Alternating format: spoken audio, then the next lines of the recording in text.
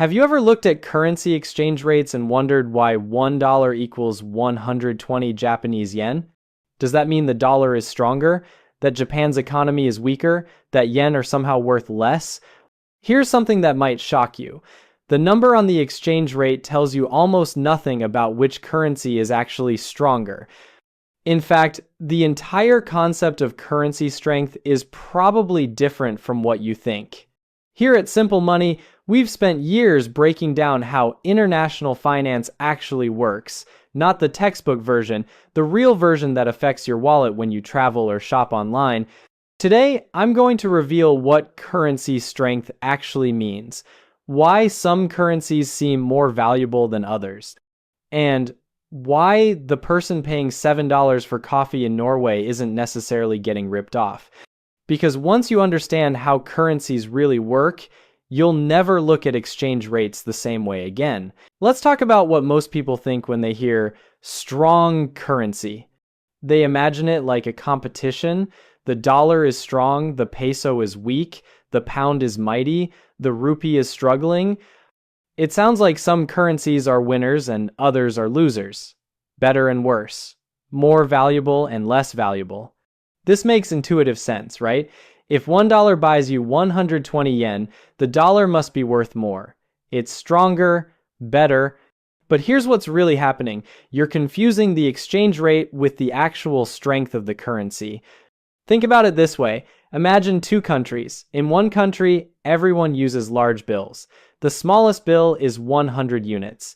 In another country, everyone uses small bills. The largest bill is 10 units. When you exchange between them, you'd get 10 small bills for every one large bill. Does that mean the large bills are stronger, or just that they're denominated differently? This is closer to the truth about currency exchange rates. The number itself doesn't tell you which currency is stronger, it just tells you the ratio. But there's a deeper question here. What does strong currency even mean? Most people have never really thought about this. They just assume it's obvious. Strong equals good, weak equals bad. But countries with weak currencies often have booming economies. Countries with strong currencies sometimes struggle. The relationship isn't what you think. Here's what nobody tells you. Currency strength isn't about the exchange rate number. It's about stability, purchasing power, and trust. And those three things work in ways that will surprise you. Let me introduce you to the first principle of currency strength. I call it the stability factor, and it's more important than any exchange rate. A strong currency is one that holds its value over time. It doesn't swing wildly, it doesn't lose purchasing power rapidly. People trust it to be worth roughly the same tomorrow as it is today. The exchange rate, that's almost irrelevant to this calculation. Let me give you a concrete example. The Japanese yen trades at about 120 yen per dollar. The British pound trades at about 0.70 pounds per dollar. Which is stronger? Most people would say the pound because 1 pound equals more than $1. But here's what matters more. Both currencies are extremely stable. They don't lose significant value over time. Businesses and investors trust them. Central banks manage them responsibly. Compare that to a currency like the Argentine peso. The exchange rate might be 100 pesos per dollar. That sounds similar to the yen, right? But the peso loses value constantly. Inflation runs at 50 to 100% per year. Last year's exchange rate was 50 pesos per dollar. Next year it might be 200. Nobody trusts the peso to hold its value.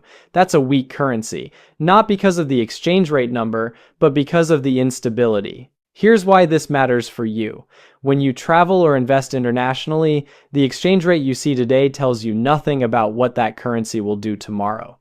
A stable currency at 100 units per dollar is stronger than a volatile currency at 10 units per dollar because you can trust the stable one. The psychology behind this is fascinating. Humans crave predictability. We want to know that the money we have today will still be valuable tomorrow. When a currency is stable, it creates confidence. People are willing to hold it, save in it, invest using it. Businesses are willing to accept it. When a currency is unstable, even if the exchange rate looks good, nobody wants to hold it. They convert it to something more stable as fast as possible. Think about people in countries with unstable currencies. They immediately convert their money to dollars or euros. They don't care about the exchange rate. They care about stability. That's the stability factor. Real currency strength is about trust and predictability, not about whether the exchange rate number is big or small. Now, this next one is particularly mind-bending because it reveals a fundamental misunderstanding most people have. It's what I call the purchasing power paradox. Here's the paradox. A currency can have a weak exchange rate but strong purchasing power inside its own country, or vice versa. Let me explain what purchasing power means. It's how much stuff you can actually buy with your money, the real goods and services it can purchase. This is completely different from the exchange rate. Here's a specific scenario. Imagine you have $100. You go to Switzerland and convert it to Swiss francs. You get about 90 francs. That 90 francs might buy you 2 meals at a restaurant. Back in the United States, $100 could buy you 5 meals. Same amount of money. Fewer meals in Switzerland. Does that mean the Swiss franc is weaker? Actually, the Swiss franc is considered one of the strongest currencies in the world. What's happening here? The Swiss franc has high purchasing power inside Switzerland for other things. Swiss wages are higher, Swiss products are different, the entire economy is structured differently. But for a tourist converting dollars to francs, it feels expensive. That's not about currency strength. That's about relative price levels between countries. Here's where it gets even more interesting. Some countries intentionally keep their exchange rates weak while maintaining strong purchasing power domestically. China did this for decades. The yuan had a relatively weak exchange rate against the dollar. $1 bought you 6 or 7 yuan. But inside China, those yuan had excellent purchasing power. Chinese citizens could buy plenty with their money domestically. Why would China do this? A weaker exchange rate makes Chinese exports cheaper for foreign buyers. It helps Chinese manufacturers sell more products internationally. It's not weakness, it's strategy. Meanwhile, a country with a strong exchange rate might have weak domestic purchasing power. Everything costs a lot in local currency. Inflation is eating away at savings. The exchange rate number doesn't tell you this. You have to look deeper. Let me give you another example. $1 currently equals about 80 Indian rupees. Sounds like the rupee is weak, right? But with 80 rupees in India, you can buy a full meal, maybe even 2. With $1 in the United States, you're getting a small snack. The purchasing power inside India for rupees is strong. The exchange rate just reflects different price levels and economic structures. The purchasing power paradox teaches us that currency strength isn't about the exchange rate, it's about what that money can actually do in the real world. The third principle of currency strength is what I call the trust game. This one's subtle but incredibly powerful, and it explains why some currencies are used globally while others aren't. A truly strong currency is one that people around the world trust and want to use, even if they don't live in that country, even if they don't do business there. The US dollar is the perfect example. Businesses around the world accept dollars. Many countries hold their reserves in dollars. International contracts are written in dollars. Why? Not because the exchange rate is particularly high or low, but because people trust the dollar to hold value. They trust the US government won't suddenly print trillions and destroy its worth.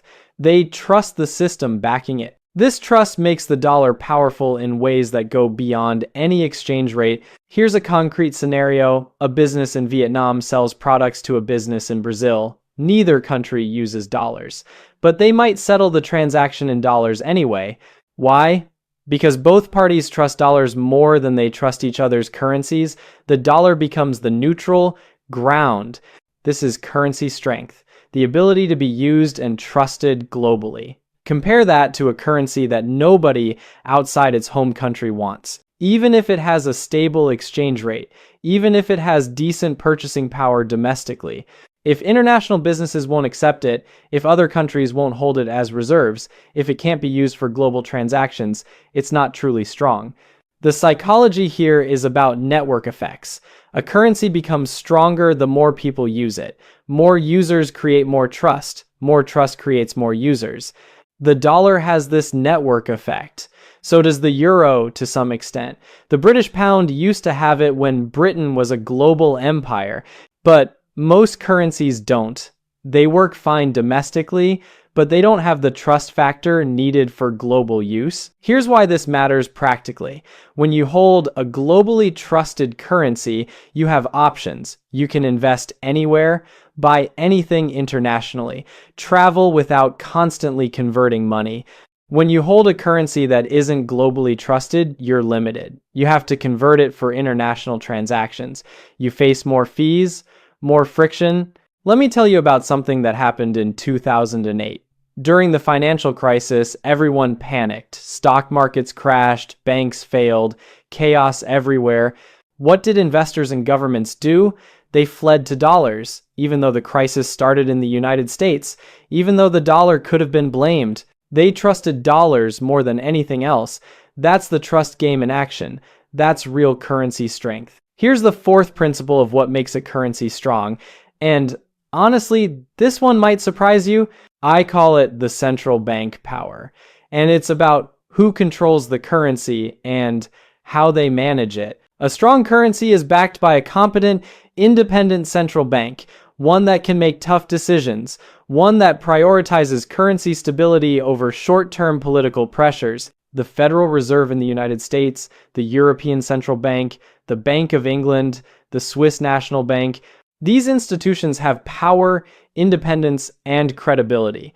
When they say they'll do something, markets believe them. This belief, this credibility, is what makes their currencies strong.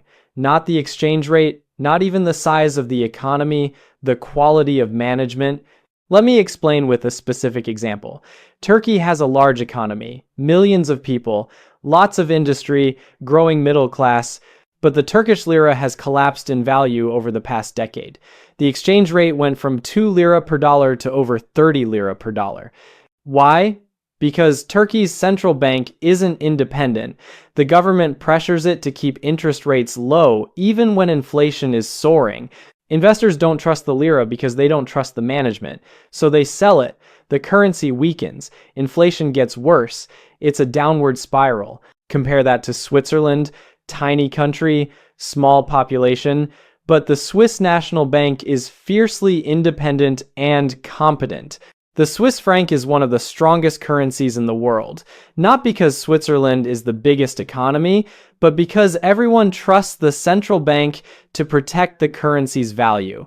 Here's where things get interesting. Central banks have tools to influence currency strength. They can raise interest rates to attract foreign investment. They can intervene in currency markets to prevent wild swings. But these tools only work if people believe the central bank will use them wisely. It's a credibility game. Think about it like this. Imagine two companies. Both sell the same product at the same price, but one company has a reputation for quality and the other has a reputation for cutting corners. Which product seems more valuable? The one from the trusted company. Even though they're identical, currencies work the same way. Two currencies might have similar exchange rates, similar inflation rates.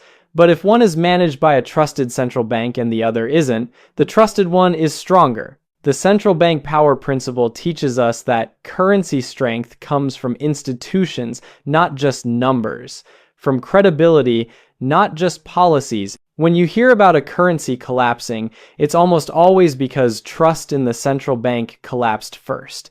The exchange rate is just the symptom. The disease is failed management. The fifth and final principle of currency strength is what I call the economic foundation. This one seems obvious, but people misunderstand it. Currency strength ultimately reflects the underlying economy, but not in the way you think. It's not about having the biggest economy. China has the second largest economy in the world, but the yuan isn't as strong as the Swiss franc, and Switzerland's economy is tiny by comparison. It's not about being the richest per capita. Qatar has one of the highest per capita incomes, but nobody considers the rial a major global currency. The economic foundation is about diversity, productivity, and resilience. An economy that produces valuable things people want, that can adapt to changes, that has multiple strong industries. Let me break this down with a concrete example. Norway has a relatively small currency called the krone. It's quite strong and stable. Why? Norway's economy is diverse. Oil and gas, yes, but also fishing, technology, shipping, finance. If one industry struggles, others compensate. Plus, Norway is highly productive. Workers are educated and skilled. Infrastructure is excellent. The country produces a lot of value per person. This creates a strong foundation for the currency. People trust that Norway will keep generating wealth, that businesses there will keep being successful, that the currency will retain value. Compare that to a country whose economy depends entirely on one commodity. Maybe oil, maybe copper, maybe agricultural products. When that commodity price drops, the entire economy struggles. The currency weakens because the foundation is shaky. Venezuela is the extreme example. Massive oil reserves, should be wealthy, but the economy was too dependent on oil and poorly managed. When oil prices fell and production collapsed, the bolivar became worthless. The exchange rate went from 10 bolivars per dollar to over 10 million bolivars per dollar. The economic foundation crumbled, taking the currency with it. Here's what makes this principle crucial. Economic foundations change slowly. You can't build a diverse, productive economy overnight. Countries with weak currencies usually have weak economic foundations, and unless they build stronger foundations, their currencies will stay weak regardless of what their central bank does. Think about it this way. Currency is like a stock certificate for a country. If the company behind the stock is strong and profitable, the stock holds value. If the company is weak and struggling, the stock price falls. A strong economic foundation makes a strong currency. Simple as that. But building that foundation takes decades of good governance, investment in education, infrastructure development, and smart economic policy. The countries with the strongest currencies today built their economic foundations over generations.